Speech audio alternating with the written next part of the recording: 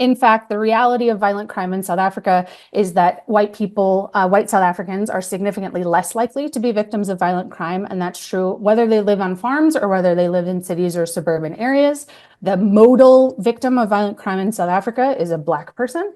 And in fact, we can see this in any number of police statistics, both provided by the South African Police Service and international observers.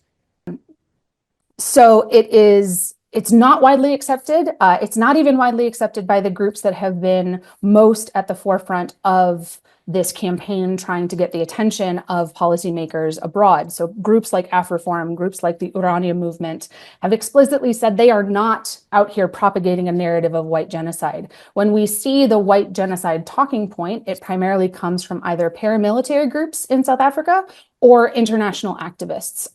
Most famously, probably, and most publicly, Elon Musk has been a major proponent of this. And we saw this in not only his own personal statements, but allegations that he manipulated the Grok algorithm to sort of foreground this narrative of white genocide. But it is not actually something that people in South Africa take seriously at all. Because if you notice, he went immediately from talking about Afrikaner refugees to talking about the United States southern border. In many ways, the argument that is being made is about South Africa, but primarily actually about immigration in the United States. It is harmonizing with the Great Replacement theory. It is harmonizing with the idea of the imminent threat that is posed by multicultural, multiracial democracies. And so, although a lot of people say, why in the world does anybody in this administration care about this tiny minority of people from South Africa?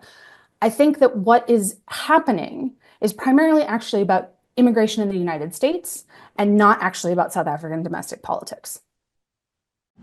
I would say if there was Afrikaner farmer genocide, I can bet you these three gentlemen would not be here, including my Minister of Agriculture. He would not be with me. So it'll take him, President Trump, listening to their stories, to their perspective. That is the answer to your question. But Mr. President, I must say that we have, wait. We have thousands of stories talking about it. Sure. And we have documentaries, we have news stories, and that. Is Natalie here, somebody here to turn that?